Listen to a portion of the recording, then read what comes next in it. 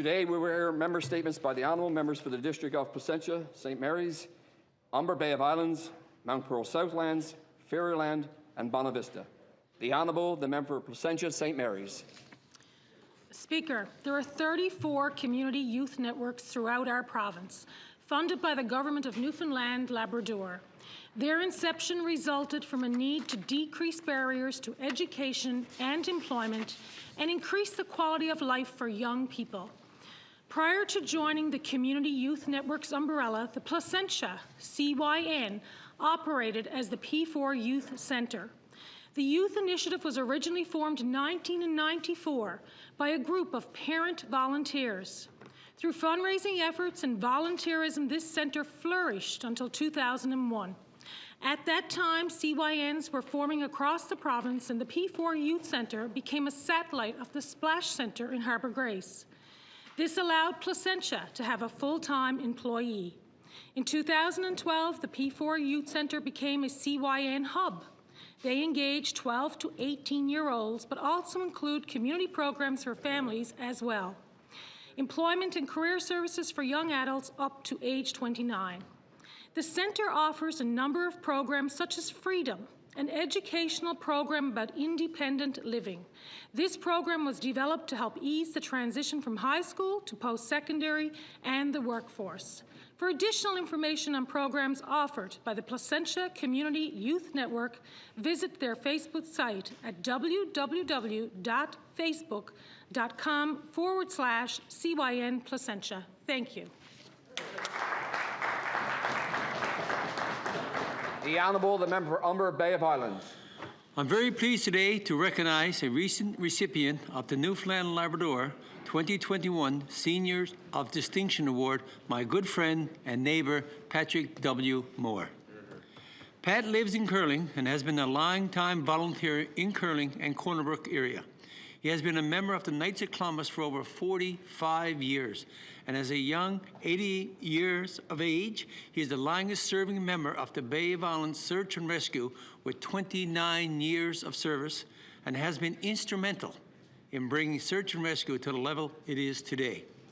Pat is well known throughout the community for his contribution to his neighbours and to families beyond his communities, whether it be involvement with the organization or his personal contribution, providing Christmas hampers to a family in need or shoveling his neighbours' driveways.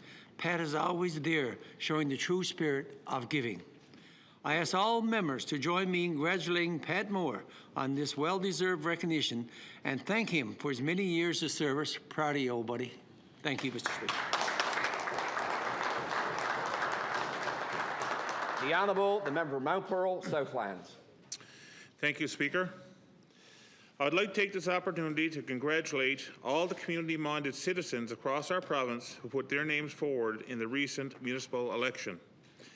As everyone in this honourable House would know, public service is truly a calling, and it's encouraging to see so many people step up and offer themselves this time around. As the member for Mount Pearl Southlands, I would particularly like to congratulate the newly elected councils in both St. John's and Mount Pearl. In particular, I would like to congratulate Carol Ridgely on being elected as the new councillor for Ward 5, which includes our shared jurisdictions of Southlands, Southbrook and Galway. I look forward to working with him in growing and enhancing this amazing part of the capital city. Likewise, Mount Pearl is my home, the place I dearly love, and so I'm very excited to work with our new council in advancing the goals and objectives of our city.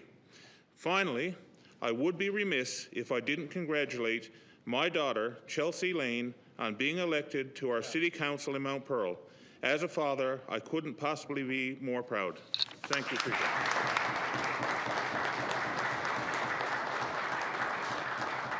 The Honourable, the member for Fairyland. Thank you, Speaker. Today I would like to recognise Charles Luther and Melvin Sutton for their work in raising funds for Daffodil Place. Daffodil Place is operated by the Canadian Cancer Society and is available to clients and their caregivers who must travel to St. John's for cancer treatment. September 22nd to 24th, Charles Luther and Melvin Sutton, two men who were born and raised in Trepassey, ran 147 kilometres to raise cancer awareness as well as raise money for Daffodil Place. During their run, they were successful in raising $20,000. They decided to run the race in memory of Charles' friend, Jamie Hines, who passed away June 21st at the age of 45 from multiple myeloma.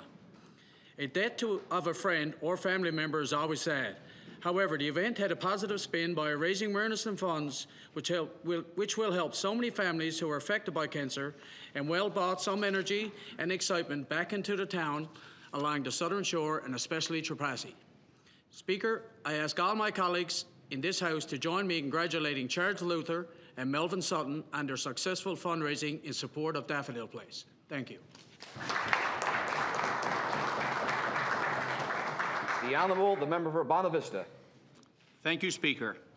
It is an honour to celebrate the extensive and exemplary service of Dougal Russell, affectionately named Doug, who has dedicated a significant portion of his life serving country and community of Port Union.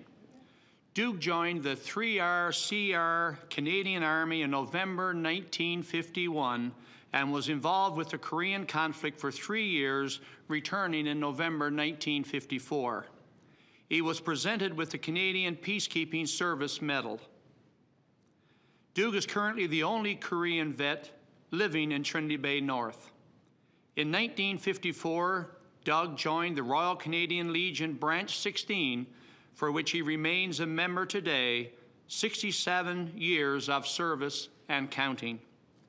Doug was a member of the Port Union Council for several years, working to assure that historic Port Union remains prosperous. As Deputy Mayor in 1986, he was instrumental in seeing that the Sir William F. Coker Bridge was replaced.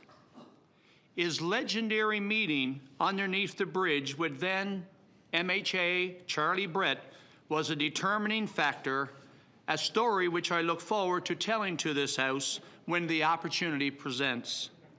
Masterfully orchestrated by Mr. Russell. I ask the members of the 50th House of Assembly to join me in celebrating the outstanding lifetime of service from Mr. Doug Russell of Port Union.